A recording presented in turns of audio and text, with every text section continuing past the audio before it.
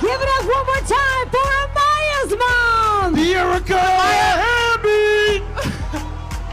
Oh, she ain't done. It's no longer Amaya's mom, it's Amaya and Legend's mom. I say, yo, shout out to everybody tuning in. Appreciate y'all. Today we talking Becky Hammon, Deairca Hamby, and the Las Vegas Aces. So, as of recently, the Aces have been in a lot of controversy, and it's all been surrounding Becky Hammon, whether it's her being recruited by Toronto and possibly leaving, or with that being bad optics for the WNBA. Because again, if you're at the top franchise that just won a championship, has a super team, has the new facility, what type of message does it send to the world if you want to walk away from that to go to the men's league? It sends the message that the WNBA isn't good enough. And now she's in a situation where a lot of women are turning on her because Deairca Hamby is saying that Becky Hammon made inappropriate comments to her when she announced her pregnancy. So I'm guessing from the Aces' perspectives and whoever made these comments, they're on some, we trying to make history. It's about basketball. It's just business. And, you know, why are you going and getting pregnant and potentially jeopardizing what we have going on the court? And in today's time, like Becky and a lot of older players, we seen Cynthia Cooper get in trouble with the situation like this. Not like this, but saying certain things to a new generation in a different time. And they come from an older league where you hear about the old NBA and how it was run. You hear about the old military, just the old world. We're in a new world. So a lot of the stuff that you guys used to get away with and a lot of stuff that was tolerated, it's not tolerated in today's time. And if you're not able to adjust to that, you won't survive. And this is a big hit on Becky Hammon. Now, she has denied everything she said pretty much from her side. As far as she knew, her and Deairca were on the up and up. And she said anything regarding messages, she's alluding to it being doctored and not being her. So I don't really know. Like, if I'm Becky and a lot of these reports aren't true, this does so much damage to your brand. I think that you have to take legal action if it's not true. You know, all these investigations being done, I think everything needs to be put out on the table the same way. Because if this was Kurt Miller, I don't think it would be all of this tiptoeing around what happened and, you know, the facts and who said what. So we're getting one side saying this, one side saying that. I think everything needs to be made clear so everybody has an understanding of who is who. And if this is true, 2 games is very light. I understand this without pay. I understand losing a pick, but who was they going to draft anyway? They already got a super team. So, like, what did you really do if Becky Hammon really did this? So I think this jeopardizes her. If she does have NBA aspirations, I think that's out the door. And I think just the overall brand all around is impacted. And the team still is standing in support. We seen Candace Parker talk, and she was kind of leading the conversation. A just seemed like she just wanted to keep it basketball, like she didn't want to touch this at all. And it's tricky because I end up looking up. Let me go to, so what's this right here? All right, so the Atlantic. So pretty much the WNBA has been revolutionary in the new CBA with their policy having full pay for women on maternity leave. Now, they don't have this in soccer. They don't have this in a lot of the track athletes that was mentioned in this article. They were saying that Nike pulls money when they get pregnant and stuff like that. Now it was a situation to where one of the athletes got pregnant, I think had postpartum, and just was dealing with a lot of complications behind that. So she wasn't, or had hip problems after, and she wasn't able to compete in the same way.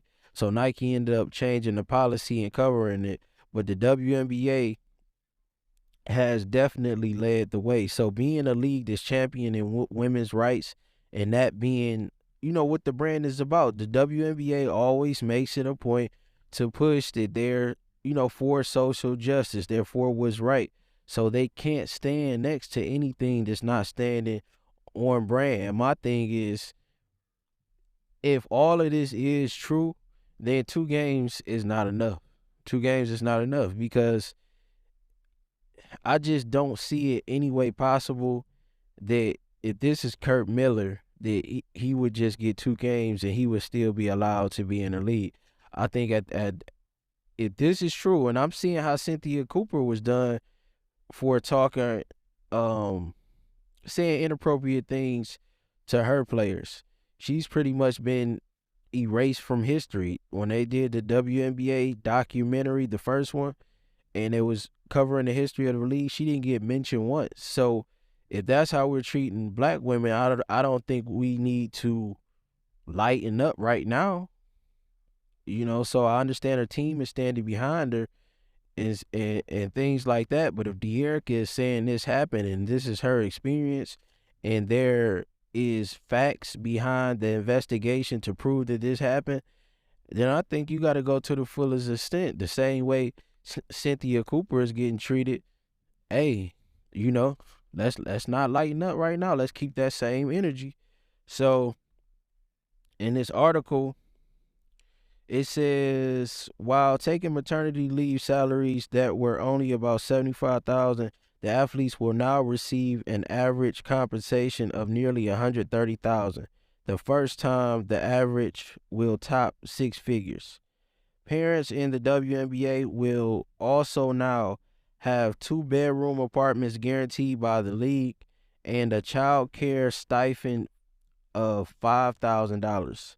The deal represents moving forward both from a WNBA perspective, but also in general for women in sports and society. Sue Bird, a member of the WNBA Players Association, continued, when you look at things like we're able to do with maternity leave and family planning, we're going to be looked at as, I think, pioneers of the sports world. And then it goes to talk about how Skylar Diggins ended up playing a whole season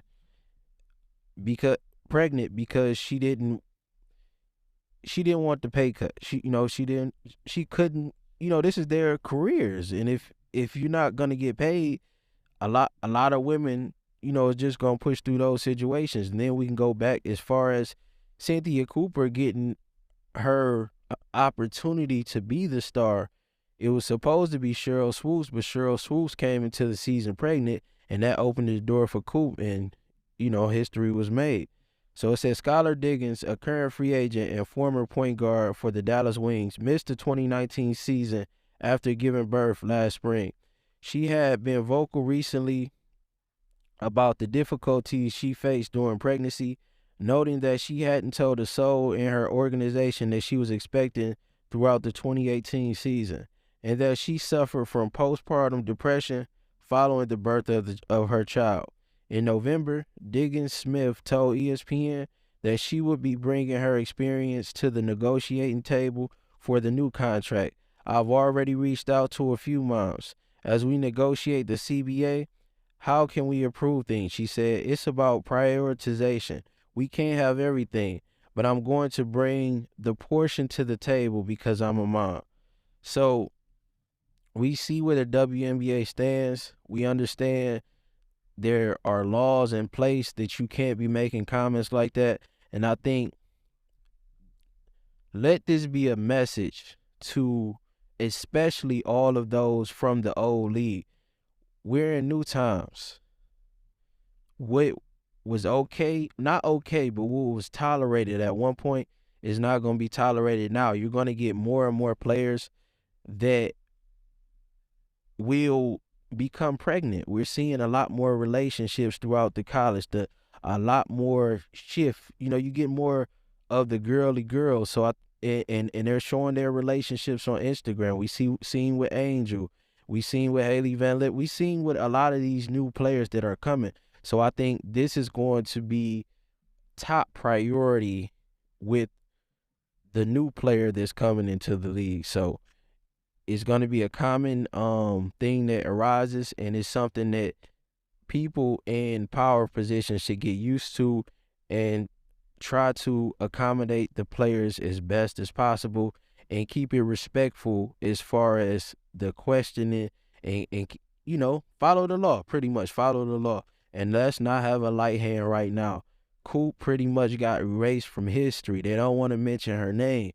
Why is the hand being so light if all of this has been proven to be true by the investigation for Becky Hammon? There's a lot of distraction surrounding the Las Vegas Aces.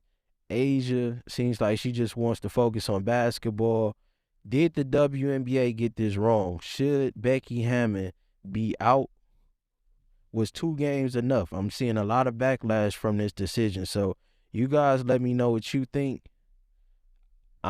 If this is all true and it's been proven, I think the WNBA has to go back and rethink their decision. I'm up.